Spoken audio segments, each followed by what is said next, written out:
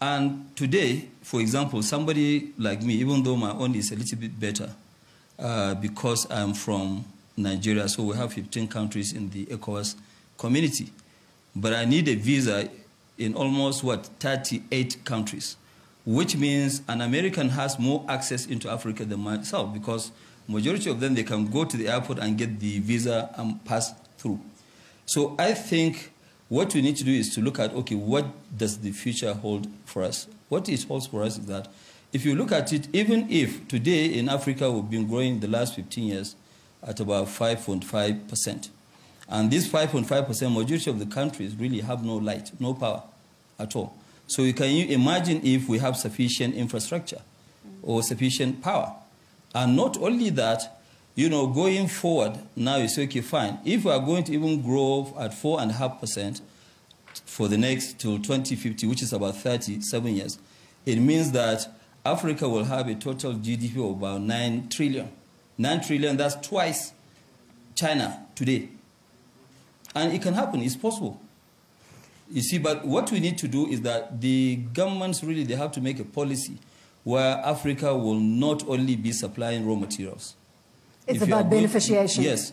So if you are now going to do something in Africa, yes, we'll give you the permit, but let's give you 4 or 5 years of which come and set up the factory there. Everything is there, cheap labor is there, the market is there, you sell some there, and then you export. But what is happening is that majority of our mineral resources, they've been exported and processed, and they process them and bring them to sell to us at about 10% the cost. So I think these are the areas that we need to look at.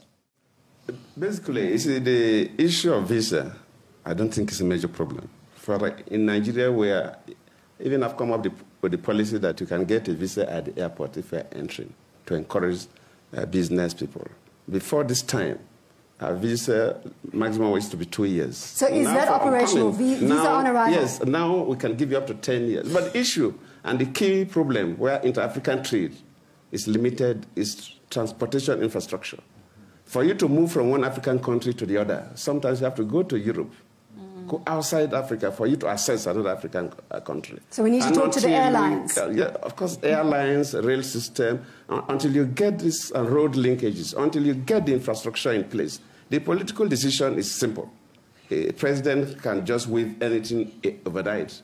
But until we get the infrastructure, inter-African trade becomes a limited factor. President Mahama, can you weigh in at this point? Yeah, I'll say I feel ashamed that trade between our countries is only 11%. It's unacceptable.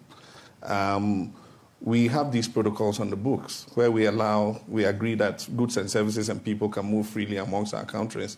But the reality of the fact is that if you're taking products from Nigeria and bringing them to Ghana, you have to go through like 5, 6, 7 border checks. And at every border check, the amount of money you have to pay, especially in illegal collections, is so much. And so it needs a certain political will to be able to do that. And I can see that that will is beginning to develop. In Dakar, a few months ago, we passed the common external tariff. And so that paves the way for us to start to create a free trade area in our country, in our sub-region. But like I said, we need to take down the barriers, take down the border posts. One of the things we're doing is join border posts between our countries so that there's just one border post to clear. But how lovely it would be if we just took them out completely and allowed people to move freely across. Thank you very much. My name is Jimovia. I'm from Nigeria. I will speak on intra-African trade. One major problem between African countries have to do with the issue of doubt, mistrust, and probably xenophobia. Because just a few years ago, it took a whole presidency to intervene when one of the countries, I will mention the name, refused to allow Nigerian business people in on account of the fact that they didn't have yellow fever cards. And yellow fever has been eradicated all over the world. But that country insists you must have yellow fever vaccination before you get in there.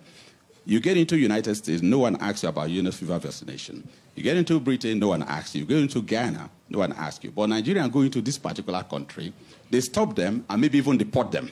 So I call that mistrust and xenophobia, nothing else.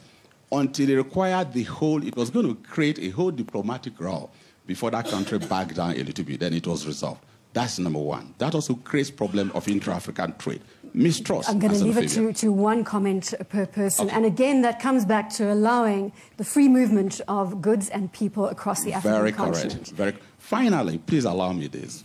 We have this issue of international media. I don't mean CNBC.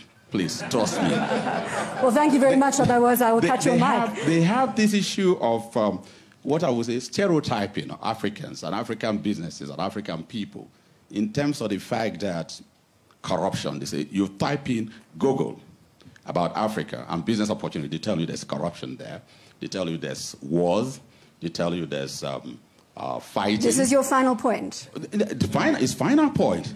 You have about 300,000 Google entries on negativism and stereotyping of inferiority issues about Africa, whereas you have only about few hundreds of opportunities and economic development. Thank you so much. That's very important. Thank you very much.